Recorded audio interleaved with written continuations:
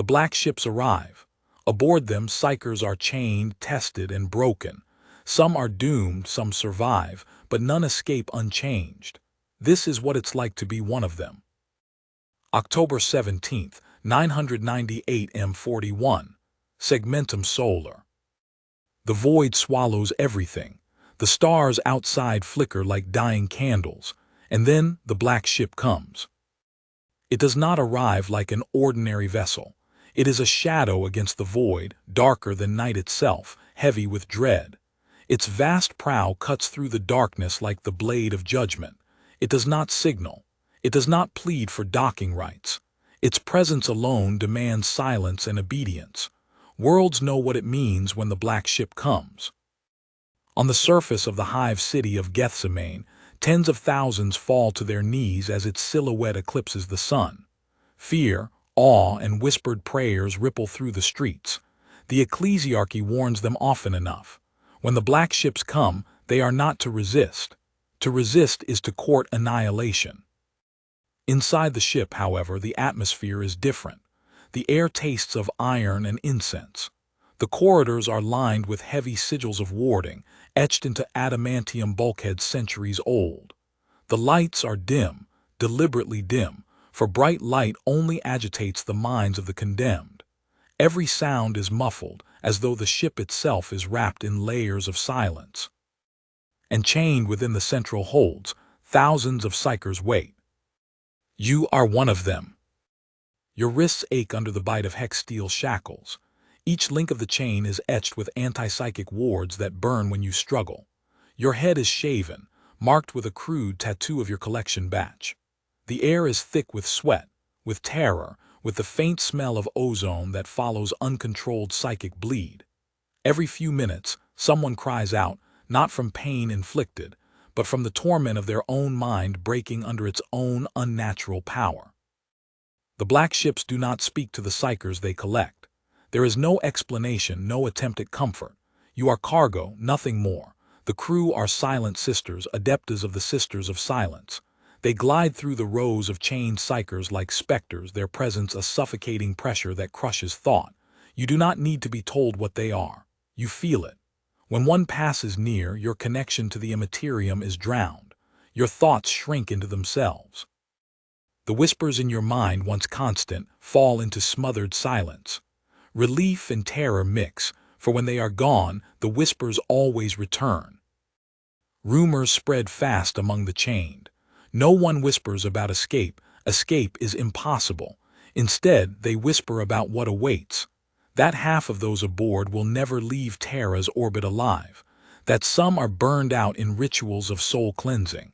That others are fed to the Emperor himself. One man in your row begins muttering prayers too loudly. His eyes dart wildly, his mind slipping. The silent sister nearest him does not strike him. She simply fixes him with her gaze, an expressionless mask. He collapses to the floor, convulsing, foaming at the mouth. The others look away. None dare speak. The mutterings die with him. The journey is endless. Weeks blur into months. There is no measure of time, only the pulse of hunger, thirst, and dread. Food is a gray nutrient paste delivered without words. The water tastes of metal. The only consistency is the endless cycle of testing. You are dragged from the chains more than once. Hauled down corridors where the walls drip with old wax from burned votive candles, where statues of the Emperor loom in stern judgment. You are taken into the chambers of the Scholastica Psychana. There, Psykers are tested, measured, weighed like faulty ammunition. Some are deemed too dangerous and are taken away. They do not return. Some are deemed too weak, unable to withstand even the simplest warp resonance. They vanish as well. And each time when you return to your chain, the number of Psykers is smaller. The black ship does not slow. It does not care for the screams that echo down its decks. It sails steadily toward Terra, its holds packed with lives that hang on a thread finer than a hair. You know deep within that your fate is sealed one way or another. The only question is whether you will burn out in the testing chambers, vanish into the silent halls of the sisters, or make it to the golden throne itself. You remember your world when the arbitrators dragged you away. the faces of your family as you were marched onto the shuttle. Their eyes were filled with relief, not grief. They were glad to see you taken. A Psyker is a curse to the family, a curse to the hive, a curse to the planet. The Inquisition's black-sealed writ had your name on it, and that was the end of your life as you knew it. The black ship does not let you mourn. It does not let you hope. It allows only silence, obedience, and the weight of inevitability. But there is one thing the sisters cannot silence: the dreams. At first they are fleeting. Shards of half-seen figures, fire in the sky, the hum of colossal machinery. Then they grow stronger. You dream of Terra, though you have never seen it. You dream of the golden throne, though you cannot comprehend its vastness. You dream of a man you cannot look upon, a man whose face is light, whose voice is thunder. You awake trembling, drenched in sweat, heart pounding. You do not tell the others, you dare not. Dreams mark you. Dreams set you apart. And being set apart is dangerous aboard the black ships. Yet even in your terror a question burns. Why you? Out of all the billions, why did the Emperor's black ship come for you? That question will not leave you. It gnaws at you as the void passes, as the chains bite, as the screams fade. It is a question that has only one answer, and it will be revealed only when the black ship reaches its destination. The days blur together. The hum of the ship's engines is constant, a vibration that becomes part of your bones. The low red glow of lumen strips never changes, never brightens, never dims. Time has no meaning in the belly of the black ship. Hunger gnaws, thirst scratches, and sleep brings no rest, only visions, always visions. Around you, the other Psykers are unraveling. Some scream without end until their voices shred to whispers. Some claw at their chains until their wrists are nothing but blood and raw flesh. Others go utterly still, staring into the dark as though they see something that no one else can. The scent of madness is thick in the air. And then the sisters come. The first time you are not chosen. You watch as they file in silently, 10 of them, their armor black as the void, their blades sheathed but gleaming. Their faces are impassive, emotionless, a wall of stillness against the howling despair around them. One by one, they unfasten the locks of specific Psykers, dragging them out of the chains. The chosen resist, of course. They always resist, but resistance is meaningless. The sisters' very presence crushes every psychic spark, suffocates every scream before it becomes a threat. The chosen are taken away. They do not return. When the sisters leave, the hold is quieter, always quieter. The whispers among the chained Psykers shift. Some murmur about executions, others about sacrifice, others still about training grounds on distant worlds. But deep down, every one of you knows the truth. Most aboard this ship are destined for death. The second time, they come for you. The clamps open with a hiss. Shackles scrape your skin raw as you are dragged into the corridor. The moment you pass beyond the warded gates of the hold, you feel the oppressive silence lift just slightly. The whispers in your mind stir. Shadows of voices leak through the veil. You almost welcome them, almost breathe relief, until you realize you are flanked by 2 sisters, and their aura stifles every thought before it blooms. They march you through the endless corridors of the ship. At every corner you glimpse signs of what happens to those taken. Heavy iron doors with the shrieks of Psykers echoing from within.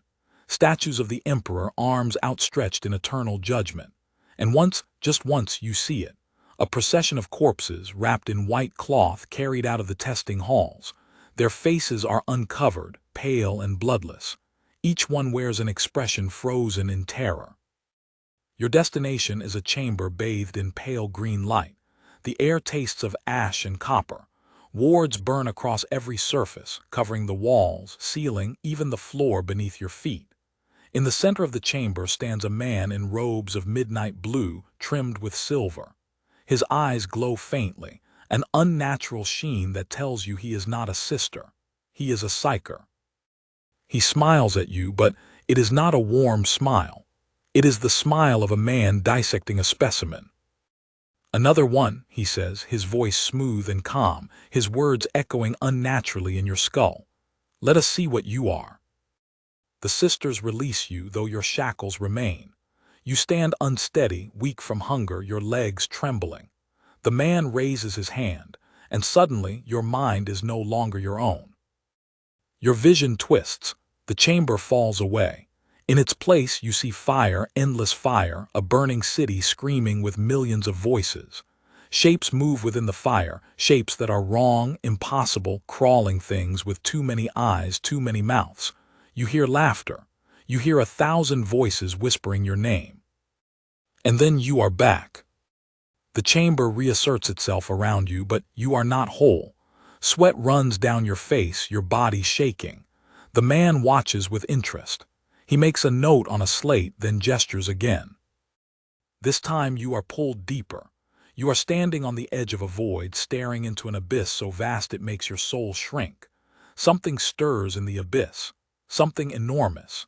Its gaze falls upon you, and for a heartbeat, you feel as if your body is nothing, your mind nothing, your soul nothing. You are a grain of sand beneath the weight of a collapsing mountain. And then you are back again. The man tilts his head. Not broken yet, he murmurs. He signals to the sisters. Chain this one back, he will last longer than most. You do not know if that is a blessing or a curse. Dragged back to the hold, your body aches, but your mind aches more. You have seen things no mortal mind should see. The others look at you as you are reshackled. Their eyes are hungry, desperate. They want to know what happened. They want to know what awaits them. You do not speak. If you do, you fear the sisters will hear and you will be taken again. The dreams worsen after that. Now every time you close your eyes, you are dragged back into visions. You see a throne of gold, vast and terrible. You see a figure seated upon it, radiant, blinding. You hear a voice that shakes you to your bones. You cannot make out the words, but you know they are meant for you. Sometimes you wake screaming. Sometimes you wake silent, tears streaming down your face. Either way, the others are beginning to notice. You catch them watching you, whispering about you when they think you are not listening. They can sense something is different, and aboard the black ships, being different is never safe. One night, if night even exists in this timeless prison, you dream of something worse. Not the throne, not the emperor, something else. Something watching you from beyond. Its presence is slick and cold, a hunger without end. It whispers in your ear, not in words but in promises. It promises freedom, power, escape. All you must do is listen. You awake gasping, and for the first time you realize you are afraid not just of the sisters, not just of the man in blue, not just of the black ship itself, but of yourself. Because a part of you wanted to listen. The journey continues. The ship does not slow. The numbers chained around you continue to dwindle. Some are dragged away screaming, others vanish in silence. You do not ask where they go. You already know. And then one cycle later, the sisters come again. And this time they do not come for testing. They come for culling. Without a word, they begin unshackling Psykers at random, dragging them into the corridor. Protests and cries erupt. Some try to resist, but the sisters are unyielding. You hear screams, short and sharp, cut off almost instantly. When they return, they are carrying bodies. The corpses are dumped unceremoniously in a corner of the hold, left for hours before servitors come to drag them away. You cannot mistake the message. Any one of you can be taken, at any time, for any reason. The whispers among the chain change tone. Fear sharpens into despair. Some pray louder, others sink into silence. One man, an older Psyker with hollow eyes, leans toward you as the sisters leave. His voice is barely a whisper. "You've seen things," he says. "I can tell I've seen them too. We are not here for survival, we are here for him, and if you dream of him." He does not finish. A sister's gaze sweeps the room and he looks away instantly, but his words do not leave you. The black ship sails ever onward, its purpose inexorable, its course unchanging. And deep inside, you know the worst is yet to come. There is no dawn aboard the black ship, no sunrise to break the monotony, no natural rhythm to carry you through the endless days. Only the stale air of the void, the ceaseless thrum of the engines, and the cycle of suffering. You've lost count of how many were taken.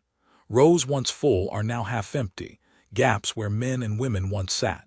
Some vanished into the green-lit chambers of the Scholastica Psychana, others dragged into corridors never to return. A few died right here in the chains, their eyes rolled back, bodies twitching as uncontrolled warp energies ripped them apart from within. The servitors come for the corpses. Always servitors, flesh fused with iron, faces blank, minds erased. They shuffle in, collect the dead, and shuffle out again, leaving only silence in their wake. The Psykers still living do not weep for the dead. There is no mourning aboard the black ships, only dread. And then one cycle, everything changes. The alarm begins with a sound you have never heard before, a deep, resonant clang that echoes through the hull. Red lumen strips flare brighter. The Psykers around you stir, muttering in fear. Alarms do not sound on the black ships without cause. The sisters enter swiftly. There are more of them than usual, their armor reflecting the crimson light. They move in formation, weapons ready, their silent steps more terrible than any shouted command. Then you feel it. A ripple through the air like a wave of heat. But it is not heat. It is something else, raw, uncontrolled psychic energy surging through the ship. The screams begin moments later. From another hold you hear them. Psykers shrieking, their voices rising to an unnatural pitch. The air trembles. Your chains vibrate against your skin. Somewhere, metal tears with a screech like tortured souls. And then the shadows come alive. Not real shadows, warped shadows. Shapes that slither across the floor without light to cast them. Tendrils of darkness lashing out, wrapping around necks and limbs, dragging victims into impossible folds of space. Psykers all around you recoil in terror. A breach, someone whispers. A warp breach. The rest is lost in screams. The sisters react immediately. Their blades flash, their bolters thunder. Every shot explodes with psychic null munitions, tearing through the warp-spawned horrors. Their aura pushes outward, a crushing weight that forces the shadows back, forcing them to dissipate. But you feel the pull inside your skull, the gnawing hunger of the warp itself clawing at you. And then you see him. At the center of it all, one of the chained Psykers has broken. His eyes blaze with unnatural fire, his body convulsing as his soul tears free. Warp energy pours from him in torrents, ripping the air itself apart. The sisters close in, but too slowly. His mouth opens and something speaks through him, something not human. The voice is wrong, too many tones at once echoing like a chorus. It speaks words no human tongue can shape, words that burn in your ears. Every syllable is agony. The sisters do not hesitate, they strike. Blades pierce the Psyker's chest, null fields burning his flesh to ash. He collapses, his body crumbling like parchment in fire. The warp energy collapses with him, vanishing in a soundless implosion. Silence returns. The Psykers around you are pale, shaking. Some have bitten through their own lips. One lies dead, chain-wrapped body smoking from the backlash of the warp. The sisters give no explanation. They do not soothe, they do not warn. They simply drag the corpses away and leave the survivors trembling in the red-lit dark. But something has changed. You felt the pull, you felt the hunger, and you know the truth. What happened to him could happen to you at any moment. That night, if night it can be called, you dream again. But this dream is different. You stand in a grand hall, a cathedral of impossible size. Pillars stretch beyond sight, carved with images of angels and warriors locked in endless battle. At the far end of the hall sits the golden throne. You see it now, vast, radiant, burning with a light that blinds. Upon it a figure sits. His face is hidden by brilliance, but his presence is undeniable. The Emperor. Your soul trembles. You fall to your knees without meaning to. The weight of his gaze crushes you. You are less than nothing before him. But then something else moves in the shadows. A shape vast and grotesque coils behind the light. Its voice slithers into your ears, oily and sweet. You do not belong to him, it whispers. You are not his servant. You are ours. You will be ours. You wake screaming. The psychers around you stir in alarm. Some mutter curses under their breath. Others shrink away. They know you are different now. They have seen the way you dream, the way your body convulses in sleep. They whisper that you are marked. And perhaps they are right. Because when the sisters come again, they come for you. Dragged from your chain once more, you are marched down the endless corridors. But this time, they do not take you to the green-lit chamber. They take you deeper. The air grows colder as you descend. The walls here are lined with frescoes of saints burning witches, of angels smiting demons. Candles gutter in the stale air, their flames struggling against the weight of the ship's wards. Finally, you arrive at a door vast and ancient, its surface covered in holy seals and golden sigils. Two sisters stand before it, motionless as statues. At a gesture, the seals are broken. The door opens with a groan like a dying titan. Inside is darkness. The sisters shove you forward. You stumble into the chamber. The door closes behind you with a thunderous clang. And then you hear it. Breathing, heavy, ragged breathing, not human, not entirely. The darkness stirs. A shape emerges, taller than any man, its face hidden beneath a hood of iron. Chains wrap its body, chains etched with wards that glow faintly. Its eyes, if they are eyes, shine with pale fire. It speaks. Its voice is deep, resonant, and full of pain. You are one of us now. The words freeze your blood. You realize with dawning horror that this chamber is no testing hall. It is a prison, and whatever this thing is, it was once like you. A psyker taken by the black ships. But unlike the others, it survived. For now, the chamber is a tomb, cold stone beneath your bare feet, iron chains clattering faintly in the dark. The air is heavy, choked with incense burned long ago, leaving only the sour trace of ash. The only light comes from the pale glow of the creature's eyes. At first you think it a demon. The aura around it is suffocating, oppressive, wrong, but then you sense something else. Humanity shattered, bent, but not destroyed. This was a man once, a psyker, and now he is this. I was taken, he says. His voice is like gravel grinding on steel, each word dragged from a throat that sounds scorched. Like you, chained, tested, broken but not destroyed, I endured. You say nothing. Words stick in your throat. The shackles on your wrists weigh heavier than ever. You wonder why you are here, the figure continues. His chains rattle as he shifts, the sound echoing through the chamber. They bring you to me because they want to know if you are strong, strong enough to stand before him, strong enough to be consumed by him. His words scrape across your mind like claws. Consumed. The word burns.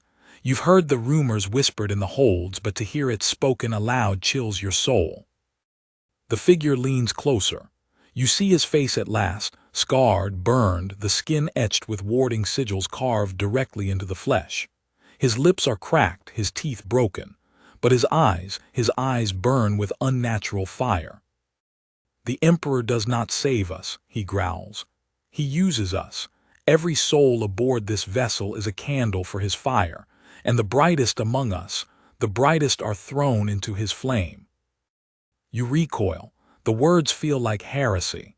Yet in the hollow of your chest, something twists because you know he speaks truth. The whispers in your dreams have told you as much. He laughs. The sound is harsh, jagged.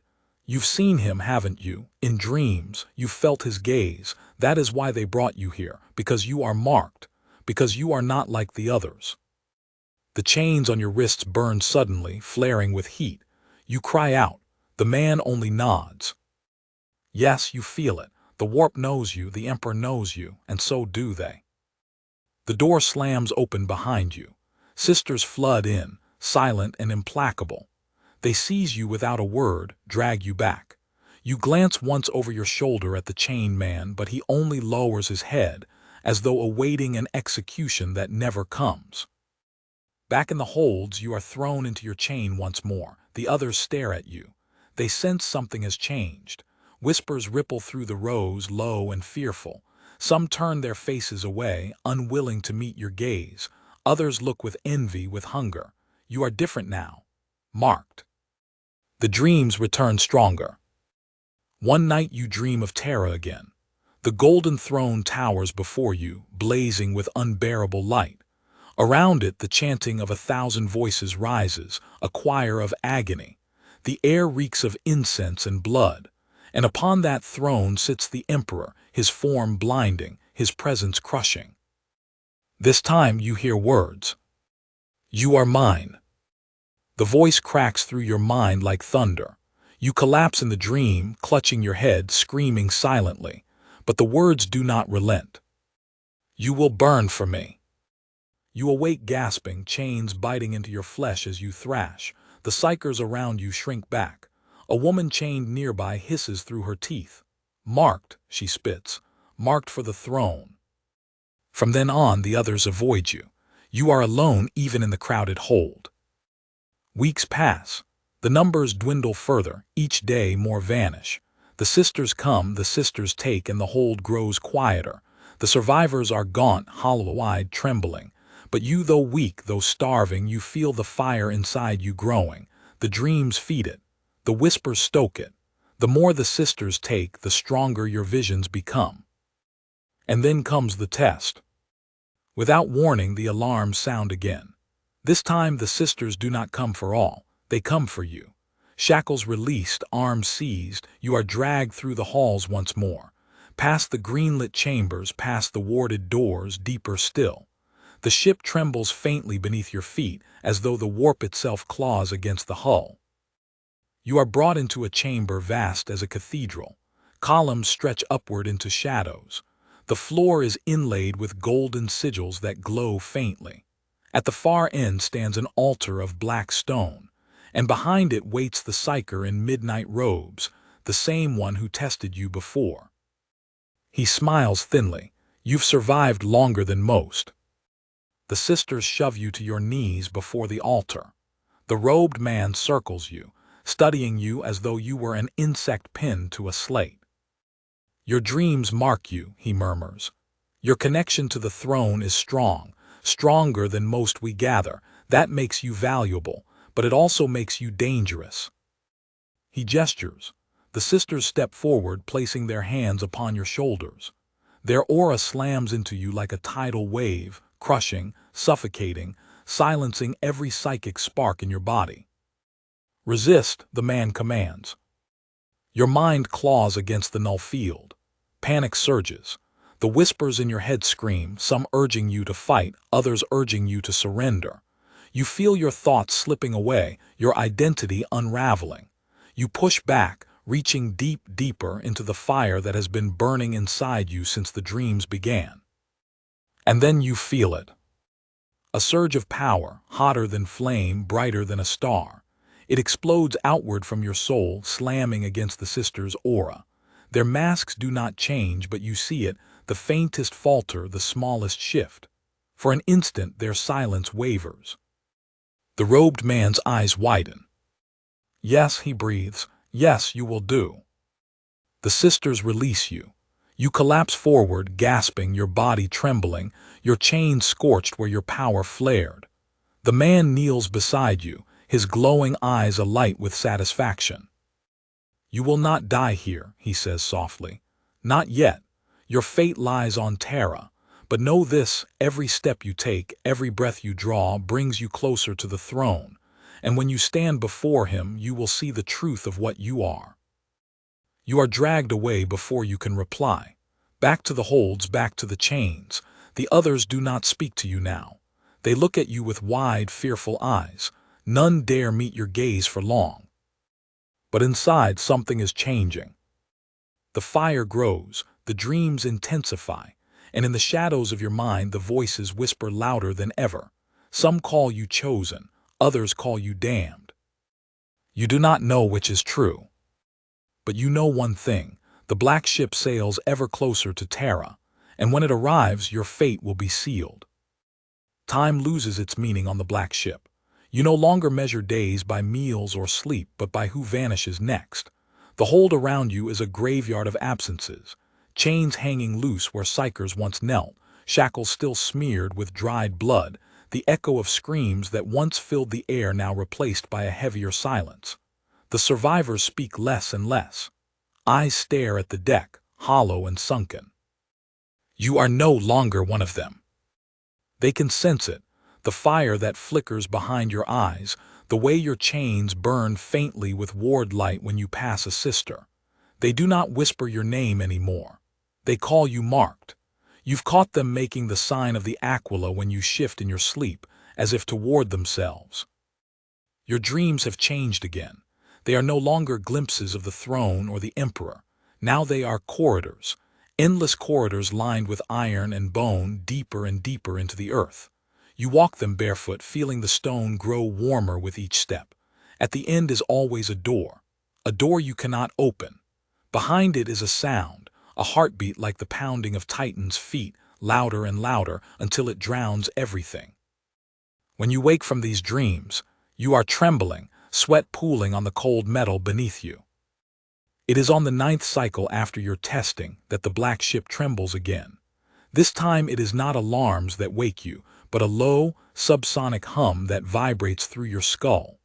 The air smells of ozone and incense burned too hot.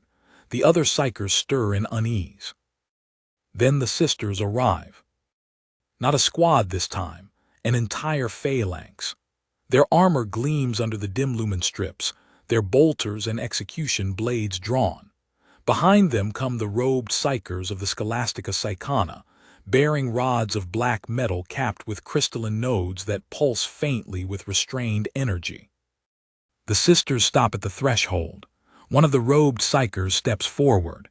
His voice carries through the hold, flat and cold. Stand and be counted. No one moves at first. Weakened Psykers blink in confusion. The sisters' aura presses down, and slowly, shakily, people rise to their knees, chains rattling. The Psyker in robes begins to read names. With each name, a sister steps forward, unshackling the chosen and dragging them out. Those who resist are struck down instantly, not killed, but silenced, rendered unconscious by null-field rods pressed to their temples. When your name is called, you do not resist. The chain falls from your wrists. For a moment your psychic senses flare, but they are immediately crushed beneath the sister's aura. You are led out with 20 others. The door seals behind you, shutting off the wailing of those left behind. This time you are not taken deeper, you are taken upward. Corridor after corridor you ascend. The air changes subtly, less stale, faintly colder. The smell of incense thickens. At last you emerge into a chamber vast enough to house a city block. You have never seen anything like it. It is a cathedral built into the heart of the ship. Vaulted ceilings vanish into shadow, their arches etched with holy texts and sigils of warding. Hundreds of candles burn in iron sconces, their wax pooling in rivers across the black marble floor. At the far end stands an altar of dark stone, flanked by golden statues of the Emperor Triumphant. Incense burners hang from chains above, filling the air with choking sweetness. And on the altar rests a great black book bound in skin. The sisters herd you and the others into a semicircle before it. The robed Psykers form a ring around you, their rods humming. At a signal, the chanting begins, a low drone that rises in pitch, layered with words you do not understand but feel in your bones. Your head throbs, the candles flicker though no breeze stirs. The statue's eyes seem to glow faintly. Then the black book opens. No one touches it, yet its pages turn, fluttering like wings. Sigils of fire rise from the parchment, twisting into the air. The chanting grows louder. The null fields crush you, then release, then crush again in waves timed to the rhythm of the words. You feel yourself slipping. Visions crash against you, images of the golden throne, of the Emperor's skeletal face, of the astronomican blazing like a star. Screams echo in your mind. Someone near you collapses, blood pouring from their nose and ears. A sister drags them away without breaking formation. Then the pain begins. It starts as a warmth in your skull, then a burning, then a tearing. You gasp, clutching your head, but invisible hands hold you upright. The fire spreads down your spine, into your veins, out through your fingertips. You smell your own skin burning though you see no flame. Through the agony you hear a voice, not the Emperor's this time, something colder. You will be weighed. You scream, but no sound leaves your lips. Your body convulses, but you do not fall. You are suspended between the chanting Psykers, their rods sparking with light. A presence brushes against your mind, vast, impersonal, measuring. It digs through your memories like a blade through cloth. Your childhood, your first awakening, the day the arbitrators came. It lingers on the dreams. It lingers on the door you cannot open. And then it pulls back. The fire in your veins dies to embers. You collapse, gasping. The chanting stops. Silence. The black book closes. The Psykers lower their rods. The sisters move among the 20 of you. Some they rechain, some they drag away, some they do not touch at all. Those simply slump where they kneel, eyes open but unfocused, their souls gone. You are among the ones left kneeling, alive, changed. The robed Psyker approaches. His glowing eyes study you. Stronger than I expected, he murmurs. Good, you may yet survive the journey. You want to speak, to ask what is happening, but your throat is raw. No sound comes. The sisters lift you, rechain you, and drag you back to the hold. The survivors from your group return as well, half their number gone. Some stare blankly, others weep silently. No one speaks. You lie against the cold deck, your body trembling. In the back of your mind, a thought echoes, not yours. Soon. That night you dream of the door again. This time it is open a crack. Through it you glimpse light. No, not light, something deeper, heavier. A pulse that feels like a million voices breathing at once. A single eye, vast as a moon, staring back at you. You wake with blood on your hands, and do not know if it is yours.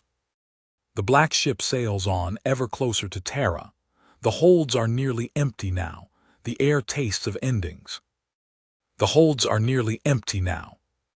Where once there were hundreds chained in long, suffocating rows, now there are fewer than 30. Shadows fill the spaces where bodies once writhed, cried, whispered. The silence is worse than the screams ever were. No one dares to speak anymore. Not even the broken ones who once muttered endlessly to themselves. Silence has become its own prison, heavier than chains. And in that silence, the dreams grow louder. You dream of the golden throne every night now. The light, the burning choir, the suffocating weight of his presence. But always beyond the throne you feel something else. A door, a heartbeat. That eye watching, it has grown closer. Every night the door opens wider. Every night more of its gaze seeps through. You wake trembling, your body slick with sweat, your chains rattling violently. Sometimes the others pretend not to notice. Sometimes they recoil outright, making the sign of the Aquila over and over, as though you carry contagion. And perhaps you do. It is 3 cycles after the ritual with the black book when everything changes. The alarms do not sound this time. Instead, the ship shudders. A low groan runs through its hull, the sound of metal straining. The lights flicker. One by one, the lumen strips lining the hold die, plunging the chamber into almost total darkness. A ripple passes through the Psykers. Whispers start frantic, sharp. What is happening? Something's wrong. The wards look, the wards are dimming. You feel it too. The sigils carved into the bulkheads, normally faintly glowing, are dull. The protective wards that choke the warp are fading. And in the sudden weakness of those wards, the whispers return. They surge through your mind like a tide, voices not your own, promises and curses and commands all at once. They claw at the walls of your skull. The other Psykers thrash in their chains, screaming, crying, some praying, some already succumbing to madness. The sisters arrive within moments. Their aura crushes the psychic surge like a boot on an insect. For a brief moment, silence falls again. But you see something you've never seen before. The sisters themselves look unsettled. They move faster, sharper, their weapons drawn. Something is wrong. Then the hull screams. A tearing sound like a god ripping parchment reverberates through the ship. The deck heaves beneath you. Chains rattle violently. Psykers cry out in terror. Somewhere deep in the ship, an explosion rocks the corridors. The black ship has been breached. Not by enemy fire, by the warp. The air ripples, reality shivering like heat haze. Shapes flicker in the corners of your vision, claws, wings, fanged maws that vanish when you try to look directly. The hold is filling with them. Warp things, demons. The sisters respond instantly. Their blades flash, bolters roar, psychic null auras flare outward. The demons shriek as the null fields sear their forms, dispersing them in sprays of screaming vapor. But there are too many. The ship groans again, another explosion tearing through its hull. For the first time, you see fear in the Psyker's eyes. Not just fear of death, but fear of eternity. Because death aboard a black ship is not the end. The warp is hungry, and it waits for Psyker souls like a beast at the gate. Chains rattle violently all around you as Psykers lose control. Some erupt into uncontrolled power, bodies bursting in sprays of fire, lightning arcing wildly, shadows lashing like tendrils. The sisters cut them down without hesitation, their bolters barking, blades slicing through flesh. Better a corpse than a breach. And through it all, the whispers in your skull roar louder than ever. Break your chains, they hiss. Use the fire, use the power, burn them, burn everything. You can be free. You clutch your head, biting your tongue to silence the scream that wants to tear loose. Freedom. Power. The words pulse in rhythm with the dream door's heartbeat. You realize something, a thought more terrible than all the others. If you let go, if you open yourself fully, you might not survive. But you might destroy everything around you. The ship shakes again, harder. The lights flare, then dim completely. The only illumination comes from the fire of battle, bolter flashes, demon glow, psychic eruptions. Chaos is everywhere. And then suddenly, a voice cuts through it all. Not a demon's, not a whisper. A voice vast, golden, thundering inside your skull. Stand. Your body jerks upright. You did not move. You could not have moved. The chains on your wrists burn white-hot, sigils flaring as if resisting something greater. The other Psykers scream at the sight of you, their faces contorted in terror. The sisters look your way. Even they falter. You feel the fire ignite inside you again, stronger than before, stronger than ever. Your veins are molten, your skull an inferno. For an instant you are sure you will burn alive from the inside. But you do not. The power holds. And with it comes vision. You see the sisters cutting through demons like shadows through mist.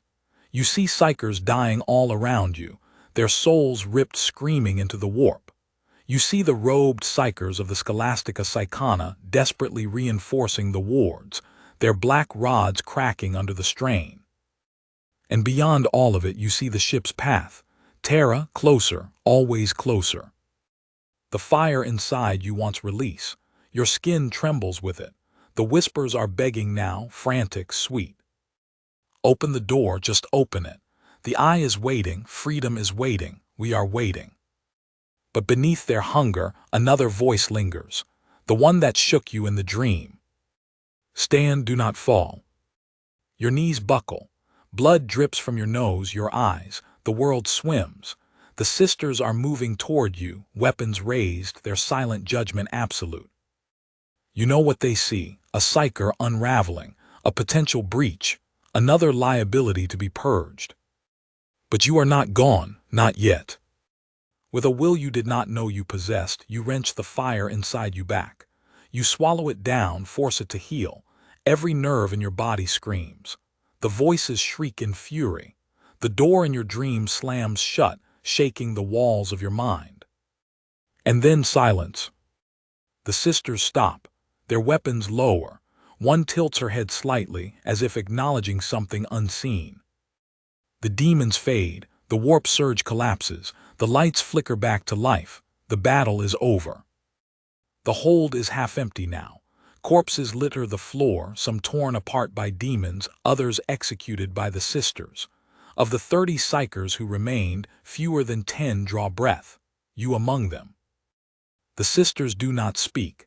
They gather the survivors, unchain you, and march you out. The corridors reek of blood and ash. Burn marks scar the walls. Everywhere you look, evidence of the warp breach lingers. Scorched bulkheads, bodies twisted into impossible shapes. At last you are brought not to the testing halls, not to the cathedral chamber, but to a place you have never seen before. A viewing bay. The shutters are open. Beyond them stretches the void, and in the distance, shining like a wound in the darkness, is Terra. You see it for the first time. A jewel of white and gold, encircled by rings of orbiting defenses, haloed in the faint light of the astronomic and burning. The others gasp, some in awe, some in terror. You only stare, because as you look upon that world, the fire in your chest grows hotter. The whispers return, softer now, reverent. Home, they say, the throne waits, the end waits. The sisters turn you back toward the corridors. The march begins again. And you know, with dreadful certainty, that the next step of this journey will be the last. The corridors have changed.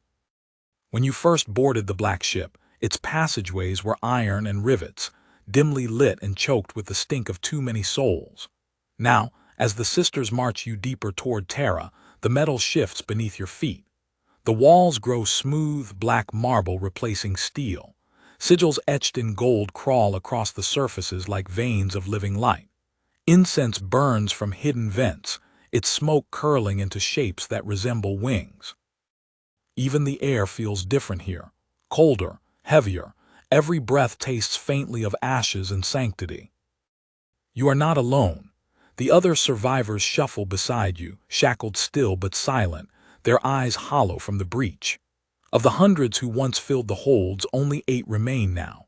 You glance at them and see not just Psykers but ghosts, their faces drawn and pale, their bodies swaying with exhaustion. At the head of the procession walks a sister superior. Her armor is etched with prayers, her eyes like iron nails. Behind her march 2 robed Psykers of the Scholastica Psychana, black rods cradled like relics. Their lips move constantly, whispering incantations that thrum in your skull like a second heartbeat. You descend a spiral stair carved into the very heart of the ship. The stairs lead to a set of doors taller than a titan, wrought of adamantium and carved with 1,000 eyes. Each eye seems to follow you as you approach. The doors are sealed with chains as thick as a man's torso. The Sister Superior raises a sigil. With a sound like a cracking world, the chains fall away. The doors grind open. Beyond them lies a chamber, unlike anything you have ever imagined. It is not a room, it is a wound. The space is vast, impossibly vast, larger than the entire ship could contain. Its walls are not walls but living flame, shaped into Gothic arches of burning script. In the center, suspended above a pit of endless darkness, floats a dais of black stone. Chains made of light anchor it to the nothing below. Upon the dais stands a single throne, carved from obsidian, veined with veins of gold. A man sits upon it. No, not a man. Something more, something other. He wears robes of white and crimson, heavy with symbols of the Inquisition. A hood shadows his face, but you can feel his gaze like a blade pressing against your skin. Power rolls off him in waves, heavy and cold as the void. The sisters kneel. The robed Psykers bow low. You and the other survivors are driven forward onto the dais. The pit yawns below you, black and endless. The air is so still you can hear your own heartbeat, frantic against your ribs. The figure on the throne speaks. His voice is soft, but it fills the chamber, echoing from the burning arches like thunder. Step forward. The first survivor stumbles out, a girl no older than 16. Her chains clatter as she kneels. The hooded figure raises a hand. A beam of light lances from his palm, striking her in the chest. She screams, a short, cut-off sound, and then she is gone. Not dead. Gone. Ash drifts where she knelt. You hear someone gasp behind you. The sisters' hands tighten on their weapons. The figure speaks again, still softly. Step forward. Another Psyker goes. A tall man with tattoos of some forgotten world across his scalp. Light strikes him. He convulses but does not vanish. Instead he collapses to his knees, sobbing. The hooded man gestures. A sister drags him aside, chaining him to a separate rail. The process repeats. One by one your fellow survivors are judged.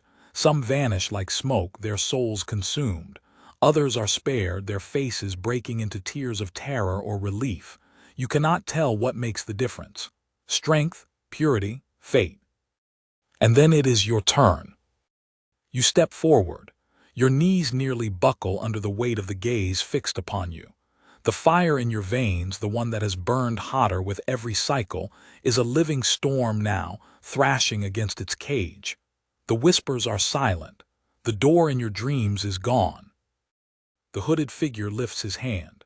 Light gathers at his palm, bright as a newborn star. Name, he says. You open your mouth. The sound that comes out is not your name, but a scream. A scream of every memory, every horror, every moment aboard the black ship compressed into one raw, shuddering cry. The light strikes you. Agony, not pain like flesh, but pain of soul. Your memories peel away like paper in flame. You see your childhood burning. You see the arbitrators dragging you from your home. You see the chains, the testing, the demons, all of it stripped bare. But beneath it all, something holds. A shape, a spark, a core of self you did not know you had until now. The light recedes. You are still nailing, you are still you. The hooded man lowers his hand slowly. His head tilts, just enough to suggest surprise. You stand, he says quietly. The fire in your veins flickers but does not die. You feel it, coiled now, waiting. The hooded man rises from the throne. His presence is overwhelming. He descends the steps of the dais, each footfall echoing like a hammer striking stone. When he reaches you, he places a gloved hand on your forehead. His voice is a whisper only you can hear. Strong, too strong for the choir, perhaps strong enough for more. Visions slam into your skull, images of Terra's spires, of the astronomic and blazing, of black-armored inquisitors, of a golden throne far deeper than this one. He withdraws his hand. Rise. You stand on shaking legs. The sisters watch but do not move. The other survivors stare at you with a mix of terror and awe. The hooded man turns back toward his throne. Take the others to the choir, he commands. This one prepare for transfer. Transfer, the word hangs in your skull like a blade. Transfer to what? To whom? The sisters obey without question. The survivors are herded away. You are left alone on the dais, the hooded man still watching you from the throne. For a moment silence stretches. The pit below seems to breathe. The burning arches crackle faintly. The hooded man speaks again, softly. You have seen the black ships. You have endured their trials. You have stared into the warp and not broken. Few survive this far. Fewer still leave this chamber alive. You have a choice, though you do not yet understand it. He leans forward slightly. You may serve as all Psykers do, your body broken and your mind chained to feed the astronomican, or you may serve differently. You may become something more. His gloved hand lifts again, not with light this time, but with a simple gesture. A door appears behind him, etched into the air itself. Beyond it you see nothing but gold and shadow. You are being called, he says. Not by me, not by the Inquisition, by something older, something higher. You feel it even before he speaks. A pull, a thread woven through your soul, drawing you forward. The fire in your veins pulses once, twice, in time with the door's glow. You understand now. The door in your dreams was never just a dream. It was this moment, this choice, this summons. The hooded man's voice drops to a whisper. Step forward. You stand at the edge of the dais, the pit yawning below, the golden door shimmering ahead. Behind you lie chains, screams, and death. Ahead of you, something you cannot name. The sisters watch in silence. The hooded man waits, unmoving. Your heart pounds. The fire inside you roars. You take a step. You step forward. The golden door blooms wide, swallowing the chamber in radiance. The pit vanishes. The sisters vanish.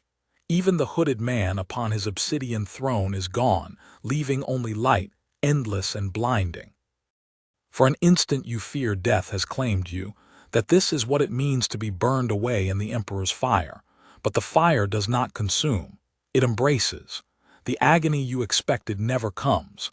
Instead, the roar in your veins finds its answer. The power you have fought to cage since the day you were taken no longer rages against you. It flows with you. It becomes you. Your chains fall away. And then vision. Not a dream. Not the whispers of demons clawing through a weakened ward. Not even the cold tests of the Scholastica Psychana.